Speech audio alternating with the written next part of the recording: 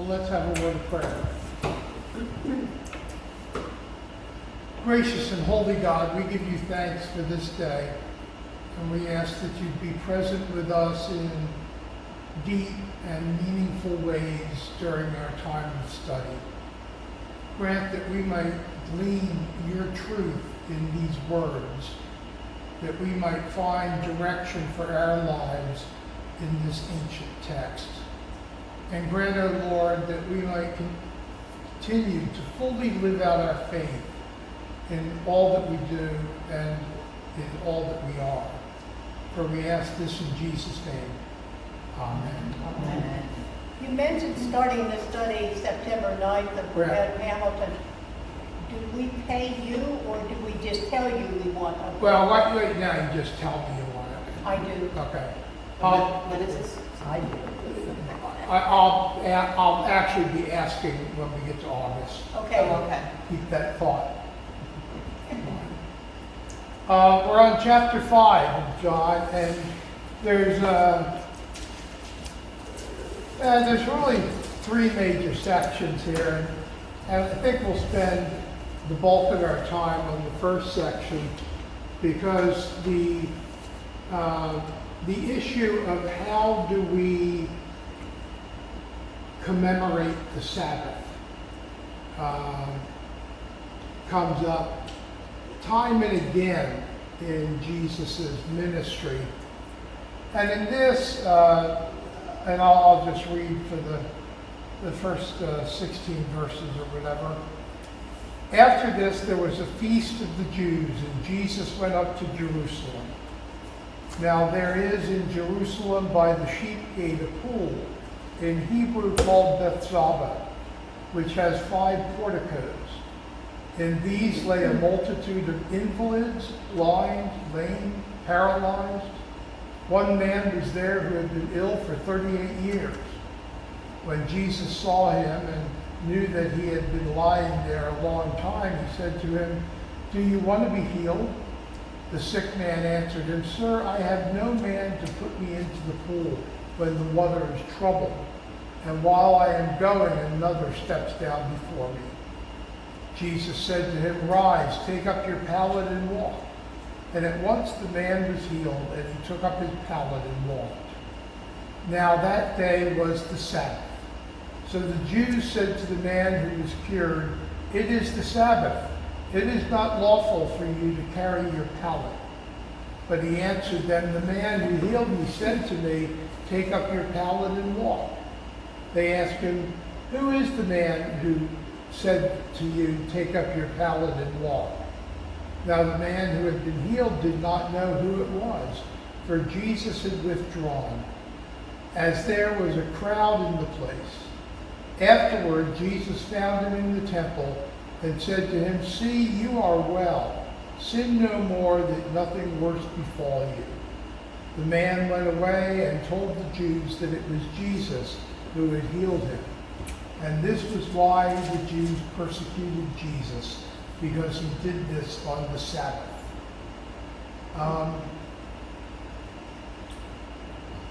Typical theme in Jesus' ministry where there is a violation of the Jewish law, but Jesus is responding to the spirit of the law as opposed to the letter of the law. Because when the Jews confront the man who's walking with his pallet, they're not making anything up. I mean, that was the law. You couldn't do that on the Sabbath. And yet, Jesus had used the Sabbath to heal this man, almost so that the man was a pawn in a bigger story. Because the story isn't so much about the man as it is about the Sabbath and how one relates to the Sabbath and what needs to be observed or what needs to be done or not done. You know, we might remember the blue laws, or today we still have Hobby Lobby and Chick-fil-A are closed on Sunday. There's a certain emphasis in the Christian faith to acknowledge the Sabbath and to keep it a special day. So what makes the Sabbath special for us? When God created the earth, he said, the seventh day you'll rest. The seventh day is a resting day. Yeah. And a Thanksgiving day. And a Thanksgiving day. Well, and a worshiping that day, we go to church and we worship. Mm-hmm. If we were to follow the law, Sundays, we probably should not ask for healing. Because, Yeah. Yeah. Yeah, that would be, especially if we had our palate. Or either that or ask for healing, but not till Monday. Monday, yeah. Deferred healing. Kind of like And Bobby while- Bonilla's deferred contribution. And while I'm at it, when I read those first couple paragraphs, the thought came to me too. There, way back in that time, there was so many people that were ill, and here we are, thousands of years later, with all kinds of access to hospitals and doctors, and we're still asking for healing. Take a look at one of the things that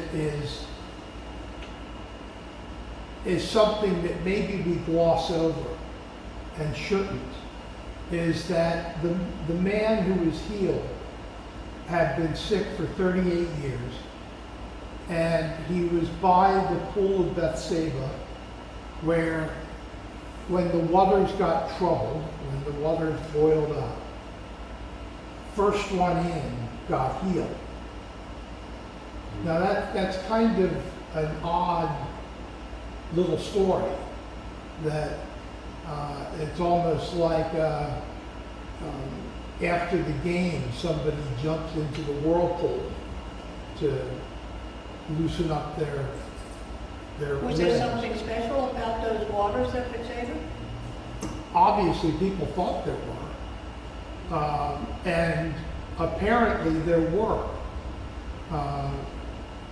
because this man was waiting all that time, and he obviously saw people coming and going, and I would assume in many cases they were going in much better shape than they had been when they were coming. But Jesus also doesn't respond to the man's request, if you will, that somebody would help him to the water. Jesus just says, take up your pallet and walk.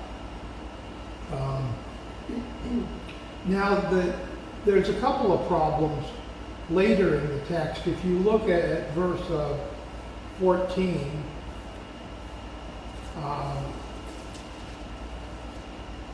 Jesus says, when he finds the man, he says, sin no more, that nothing worse befall you. And that is a very Jewish understanding of illness or disability or calamity, that one has it because they've sinned.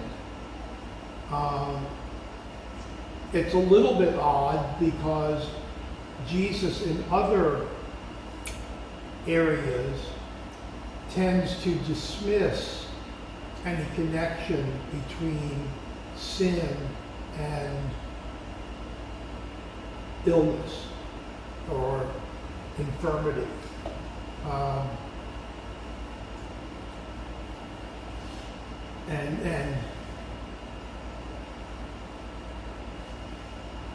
it's just kind of an odd little passage there. And then, of course, it concludes with the idea that Jesus is then persecuted because he did this on the Sabbath. Now, the Jews would have persecuted Jesus had he done it on Tuesday, because that's the way they were. But the Sabbath gave them a good excuse. And when you look at, say, the Pharisees, they were very much tied into the letter of the law. So, that they would have never given it a thought to do much on the Sabbath. I think Jesus does defend some of his actions at times by saying, if your mule falls into a hole on the Sabbath, you're going to get it out. And certainly the livestock needed to be watered and fed. But other than that, it was supposed to be a day set apart and a certain degree of nothingness taking place, a day of rest. In my upbringing, Sunday was a day of complete boredom. We would go to grandma's house, children seen, not heard. No, you can't watch TV. No, you can't read the newspaper. Just sit there in your church clothes. Don't you dare go outside and throw a football and get dirty. I went to a camp like that. But what about the people that say, well, I won't do it on Sunday, but I'll have a day of rest on another day? Well, I think some people have to. Yeah, because if they work on Sunday. Practicing Sabbath is something that, hey, sometimes we do it on a daily basis. We pick out an hour here or time that's set aside for holy things and not locked into, one of the things that most of us have been socialized with is busyness. And, if we're not doing something, then we're not being anything important. And so we do and we do and we do and we look, we sit back and say, I'm going to watch The Price is Right for half an hour. And then we feel massively guilty because we're not doing something. And I think the Jews had a good understanding of what it meant to pull back on the Sabbath. They didn't completely forego stuff that they had to do, but they also didn't go out of their way to do things that could be done another day. Is that what the Jewish people consider Saturday their Sabbath? Yeah, the Sabbath actually is Saturday. Christianity has changed it to Sunday, and because if we didn't, we wouldn't be able to watch college football on Saturday. And there's the one Christian denomination, the Seventh-day Adventists. Their Sabbath is Saturday. We had a kid at Faith Christian who could not play Friday afternoon sports because that's when the Sabbath began. And the thing was, he was really good.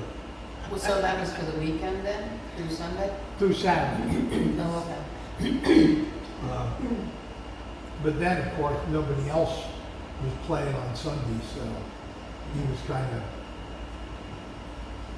Do you recall when it changed in the United States or whatever for businesses to be open on a Sunday? you know, I don't know, I don't remember when the blue laws were repealed, although I can remember being at 30th Street Station in Philadelphia and walking into the newsstand, and there was like a little toy, and I wanted it, and they weren't allowed to sell it on Sunday. They could sell the newspaper, but they couldn't sell merchandise.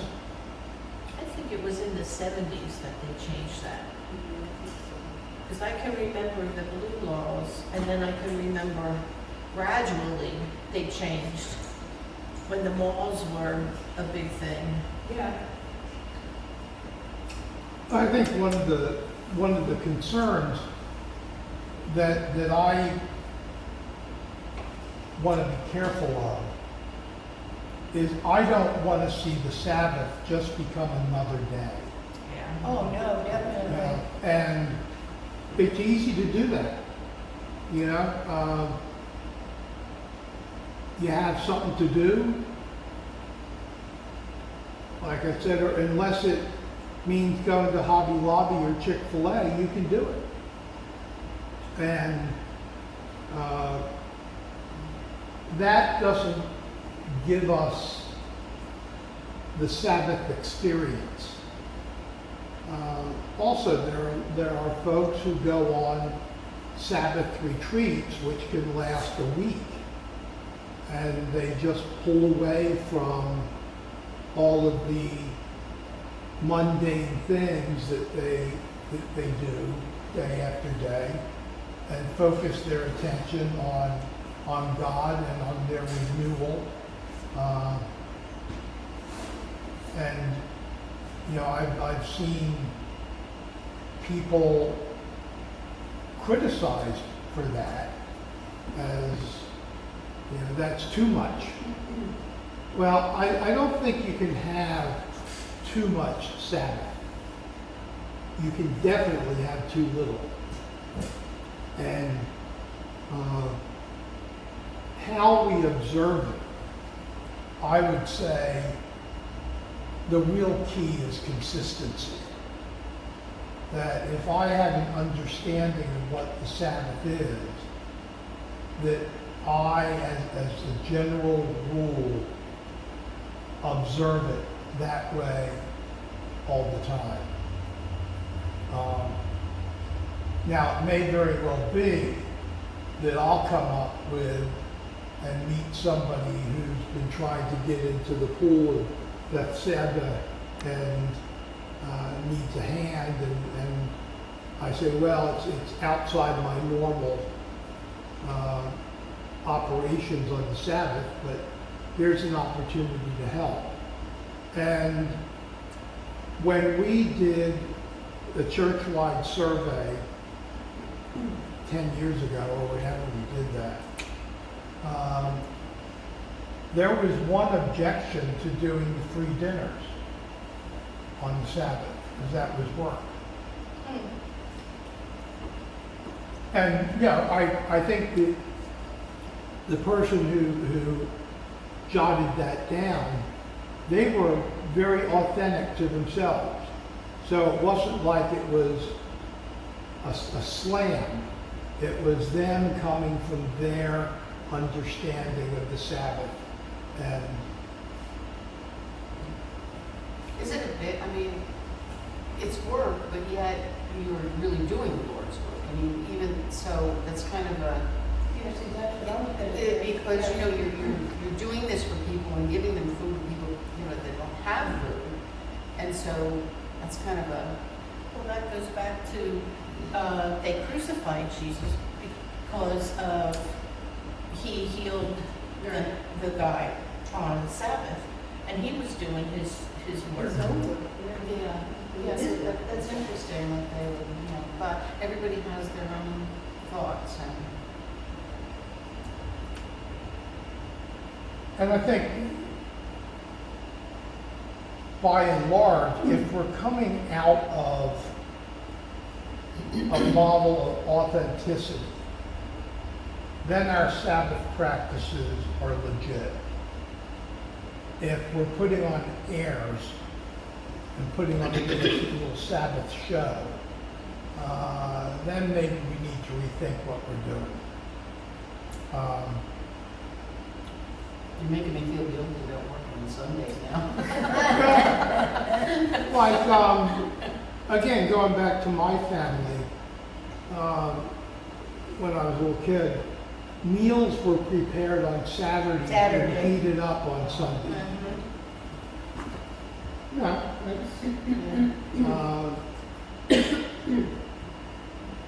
you know, at the time, I saw the no TV rule as being a little constricting, but I get the point.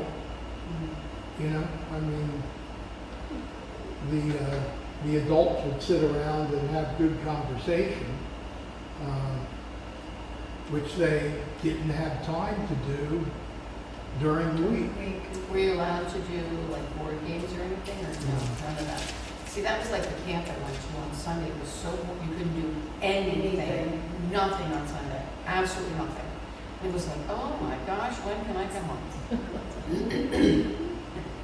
It was, I don't remember what the religion or whatever was, but yeah, we could do, we only went there 1 year. Well, You had to be in church on Sunday. Oh, yeah, I absolutely. mean, there was no two ways about it. No, and then In after, church on Sunday unless you were on your sick bed dying. yeah, and then you did nothing for the rest of You the day. did nothing. Yeah. I went back to church Sunday night. yeah. Well, see, and it was hard for me because I was not, I had good parents, but I was not raised like that. So when Mom sent me to this camp, it was like a shocker for me, you know, because I was always running. And so it was difficult for me. And then I actually wound up going home with 2 really bad cold sores. I mean, my eyes were a mess.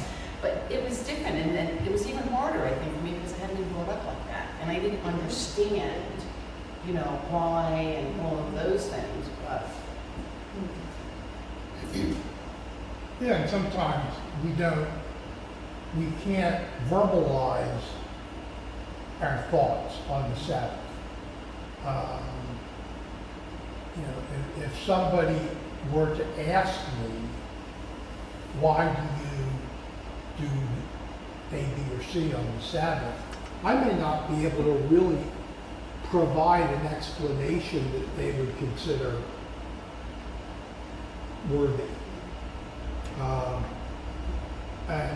There's a lot of to thy own self be true when it comes to the Sabbath. That we practice the Sabbath the way we think the Sabbath should be practiced. And as long as we're doing it on a consistent basis, then we can at least say that we're being authentic. If the Sabbath is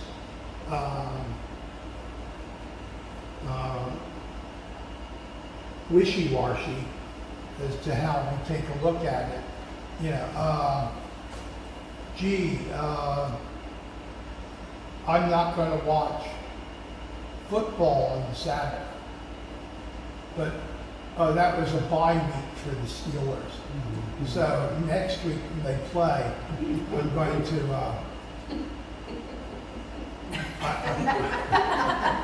Okay. Score 1 for Pastor.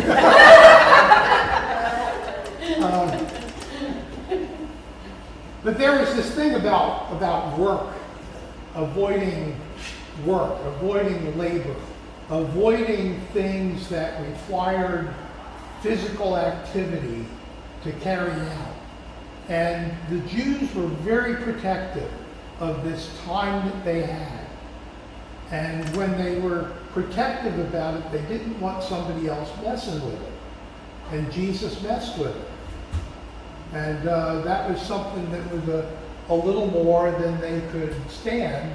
So they looked at him and said, aha, you violated the Sabbath. And the reality is, yes, he did, if you followed the Jewish law. But, you know, and I don't know whether, you know, back in the day it was better than it is now. You know, each generation has its own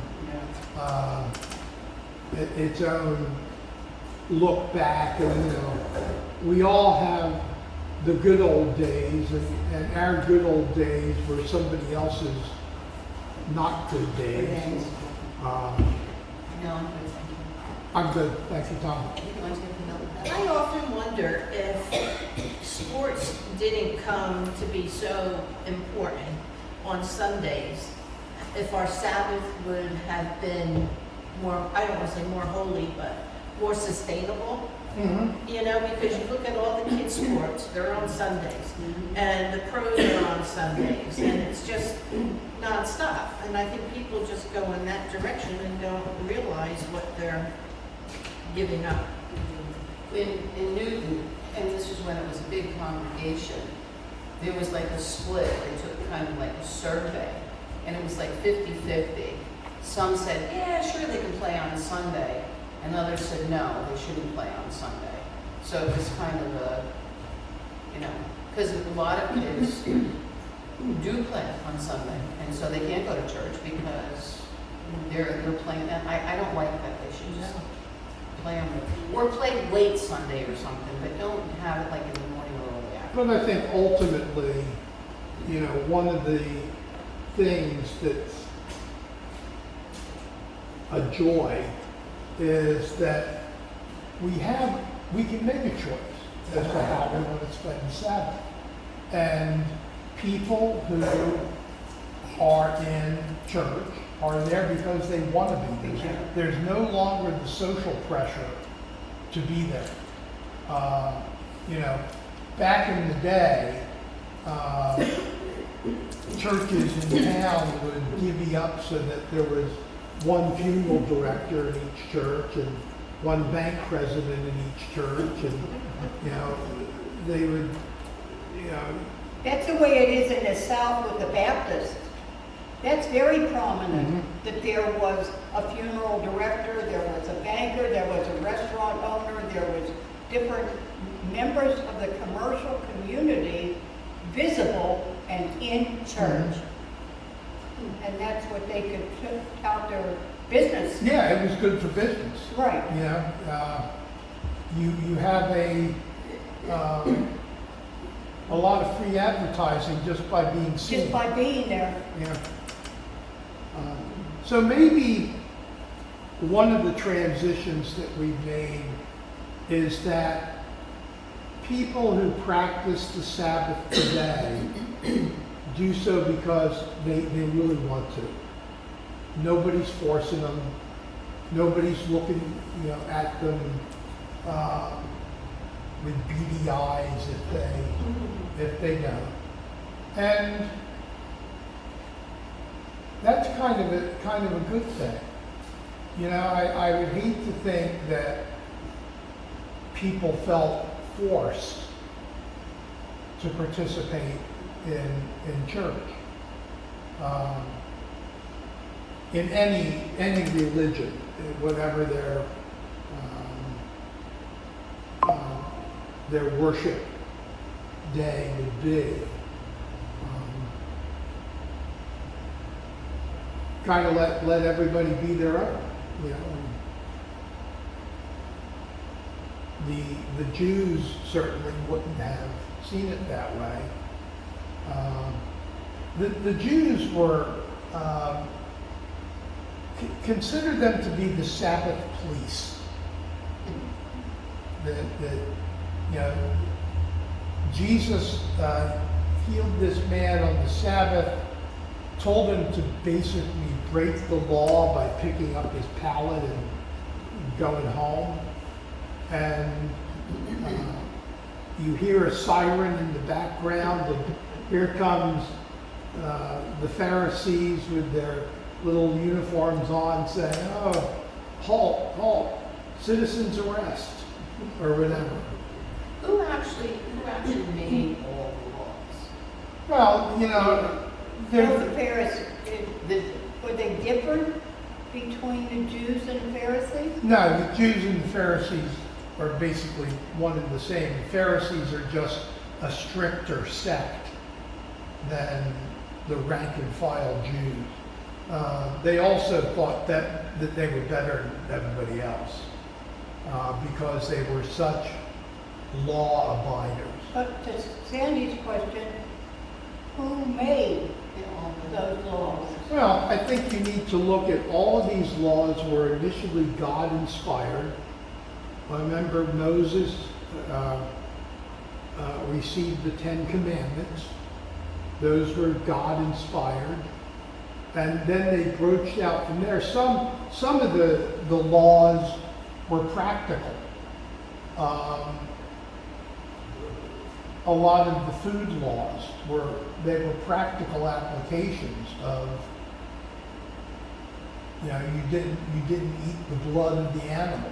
Well, it's not good for you, so you wouldn't do that. Or you look at things like if you come in contact with a corpse, there's a certain ritual to be done because that was seen as being unclean.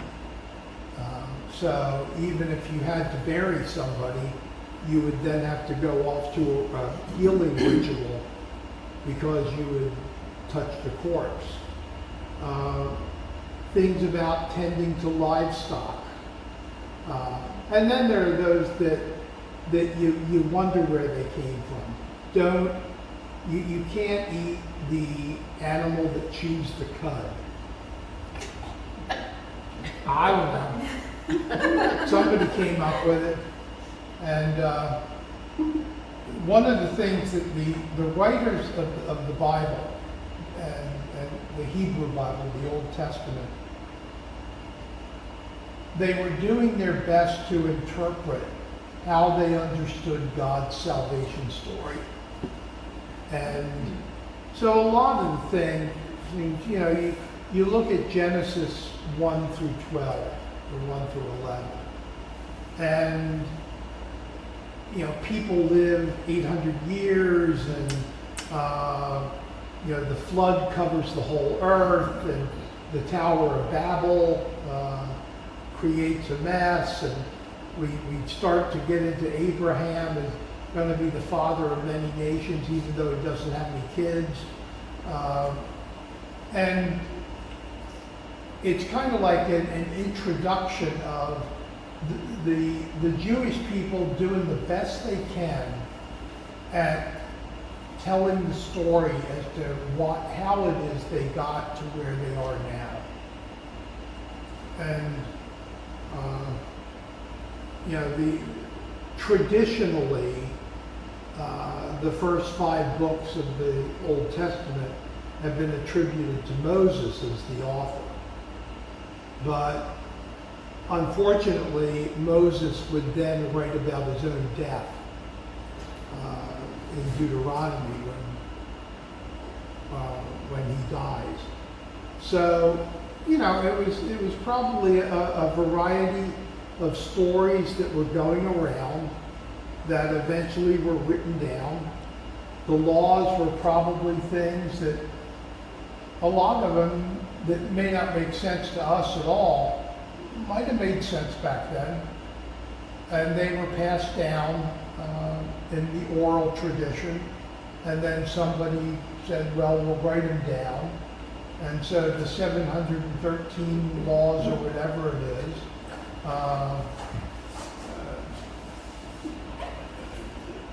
don't mean a whole lot to us. You know, we kind of do the 10 Commandments and figure that's it. that's good enough. And I don't know who would be able to memorize 713 laws Could you imagine a kid in confirmation class if you had to do that? That'd be a real bummer. It's silly things though. Where did I read it? The reason you cover your mouth when you yawn is because you don't want any spirits to Yeah. I mean, silly things like that. You should always cover your mouth so that nobody else spirits come in. And why do we say God bless you when you sneeze? Sneeze. Because I have Yeah. heard your heart skips a beat when you sneeze. That's what they say. Yeah, I've heard that too, that your heart skips a beat. Mine skips a lot of beats. That's scary. And like my poor granddaughter, she sneezes 6 times in a row. So, My son Mike, when he was born, the first time we held him, he sneezed about 10 times. I said, oh my God, he's allergic to me.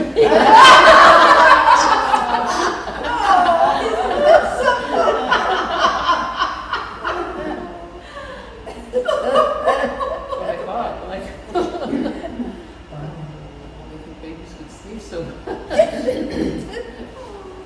I was getting back to the moving waters. I knew I read this Yeah. somewhere. It's in my footnotes. It says, less important manuscripts, said, they waited for moving of the waters. From time to time, an angel of the Lord would come down and stir up the waters. The first one into the pool after each such disturbance would be cured of whatever disease he had. okay. So it was an interesting little. And those who got in after that would have to play Marco Polo.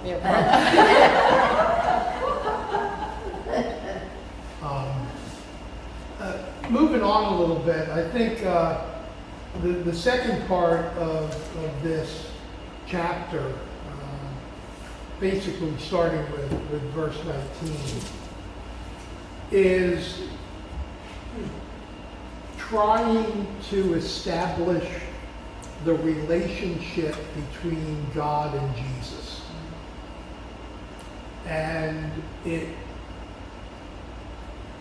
very much positions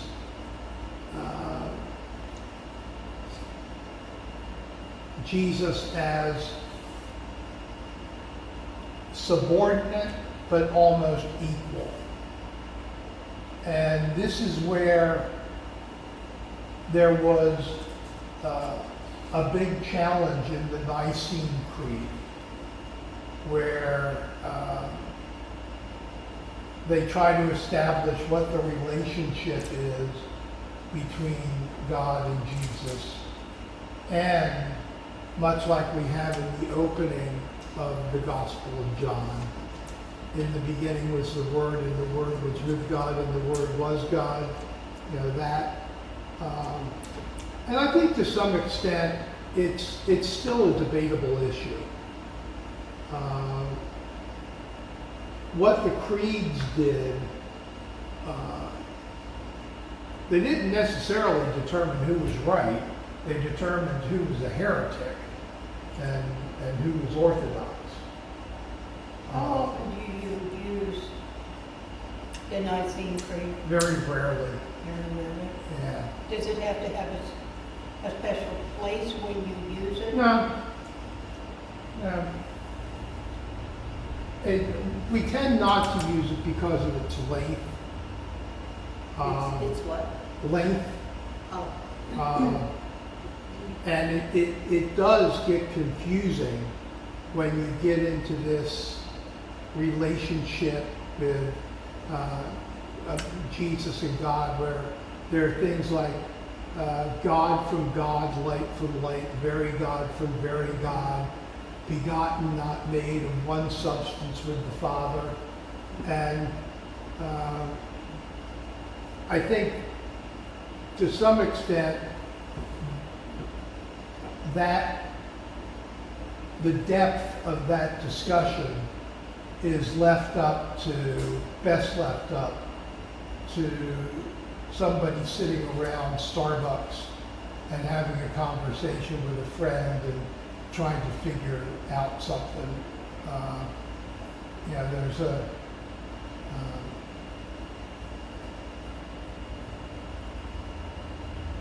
the pursuit of trying to come away with a very simple understanding of the relationship of God and Jesus is not as simple as we'd like it to be.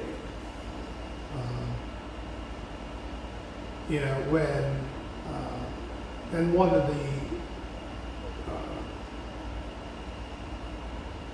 the glitches that's raised is, okay, when Jesus was born in the stable, was anybody in charge of the universe? Because certainly he was a helpless little baby. And if that was God incarnate, then, you know, that's why what we say, Emmanuel, God with us, is it asks some pretty significant questions.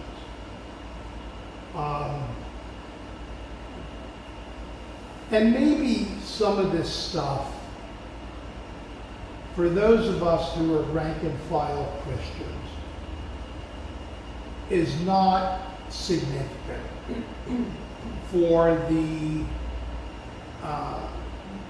PhD theologian who's teaching on the graduate school level, they get excited about stuff like this and try to figure it out. The rest of us simply do well to accept things by faith and let that move on.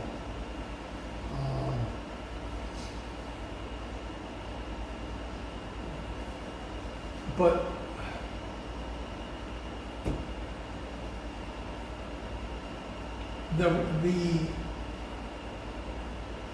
the more important relationship to most of us is not the finer points of the relationship between Jesus and God, but the relationship between Jesus and us.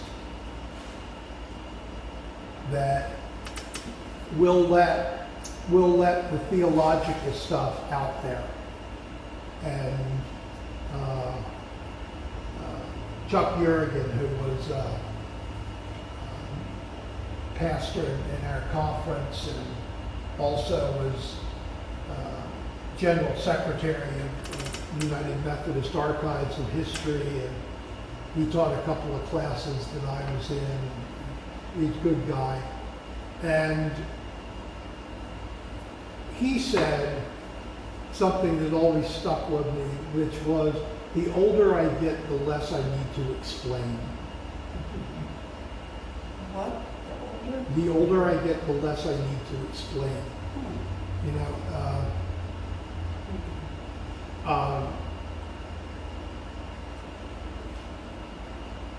Less on the Hebrew to explain. well, yeah, that too. You know, there's a discipline in Christianity known as apologetics. And apologetics is the art of being able to respond to questions about the faith with succinct answers. And Jaden and Kylie had to take apologetics at Faith. And quite frankly, if I had to take apologetics at Faith, I would have flunked. Because I just thought I just thought some of the things that they were trying to get across were just juvenile. I always had trouble with the Trinity. I kind of get it more now, but the Trinity was very confusing to me. But I kind of understand more about it. I mean, 3 in 1. So. Yeah, and it's like being able to say that God is the Son, but God is not the Son. Mm-hmm. God is the Holy Spirit, but not the Holy Spirit. And we have Trinity Sunday once a year. And quite frankly, we don't we don't try to make sense of it. I think it's very difficult to make any sense. And again, it's something like, comes down to, you know, if somebody wants to ask me, or somebody wants to trick me,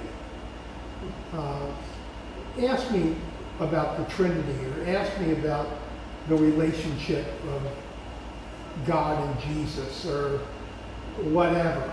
And, you know, I'm not going to give you an answer that satisfies you. And so I'm not going to waste my breath doing it. There's a certain amount of, this is what I believe, and you're welcome to believe it or not. It's, you know, faith is a choice, not a mandate. And we all choose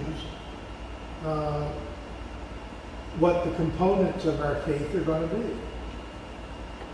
You know, why we have so many different denominations, because there were disagreements over things that were, today we might see as rather picayune, but back in the day they were important enough that they caused a little bit of a fight.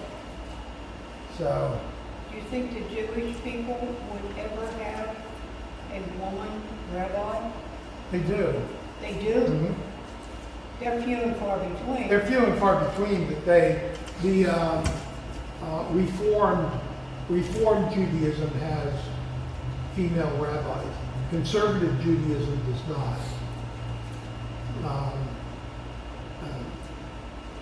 And it's very interesting to be in the presence of a rabbi from the conservative Jewish side of things. During certain seasons of the year, when I was in Easton, we had a couple of temples, and the one rabbi during certain seasons of the year would bring someone with him to the ministerial meetings to take notes because he couldn't write. He wasn't supposed to be doing that. And when I did my clinical pastoral education, we had a woman rabbi, and she was just your run-of-the-mill normal person, as far as I could tell. But I think in all religious movements, you're going to find some who are more extreme in their practices than others. And, you know, we just celebrated in the Methodist Church the 70th anniversary of the ordination of women. And that same year, then, the Southern Baptists made it wrong to have a woman pastor. So, you know, different strokes for different folks. You know, it's kind of that thing of Catholics don't recognize Protestants, Protestants don't recognize the Pope, and Southern Baptists don't recognize each other in the liquor store. So, very true.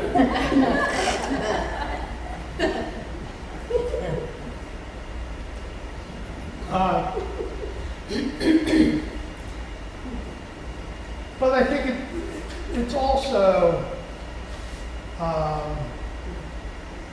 again, the relationship of value is how do we relate to God, not how does the Trinity relate to each other. that is theological theory, where how I relate to Jesus and hope that Jesus relates to me is practical theology. And that's going to define my faith practices more than some ancient formula that somebody put together about the Trinity or about the big argument for a while was Jesus homooutheus with God of one substance, and that in the Nicene Creed they said yes, Jesus is one substance with God, whatever substance is. Yeah, that's not a term that I could say that I am in one substance with my wife, but I don't know what that always means. It may mean that we think the same direction at some time. It may mean that we have the same hobbies or whatever, but it's a very hard thing to define. It might be that she's the boss too. Well, yeah, that's true. Yes, I agree.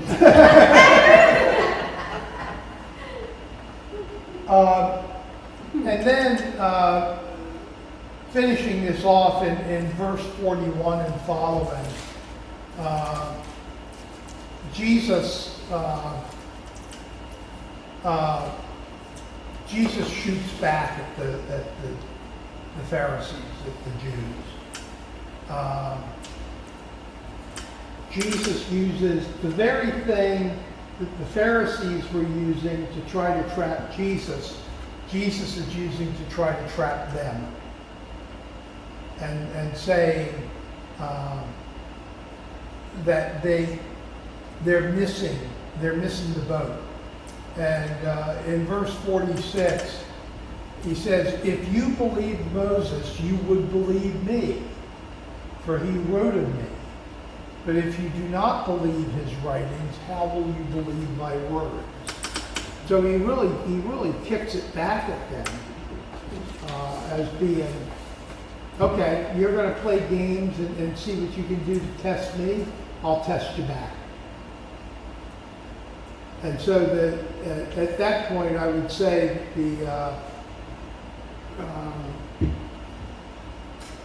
that only increased the Pharisees' despising of Jesus. You know, when somebody can come back and one-up you, sometimes that angers people. How solid was the Pharisees' belief in Moses? Pretty solid. They put a lot of emphasis on Moses and Elijah as being part of this, I don't know what you would call it, heavenly court that were their ultimate forefathers. Probably more importance on Moses than Abraham, because Moses is the one that brought the law. So when this full number, verse 47, he brings this up about Moses, he knew their belief was strong then in Moses to say this. Yeah. He is saying this as he sticks in the knife and twists it a little. I don't think that we can always think of Jesus as being meek and mild. I think he was able to defend himself quite well with the religious elite. And that Well, even look, goes look back at to the the power. tables, Yeah, when you flip the tables and got rid of all that. But he realized, look who had his back. yeah. Well, anyway, next week we get into the feeding miracle, feeding of the 5,000, and the various theories behind that. And we won't see Shirley because you have your appointment. Yeah, I'll go read this thoroughly though. Well, and we'll move on. We also have Jesus walking on water next week.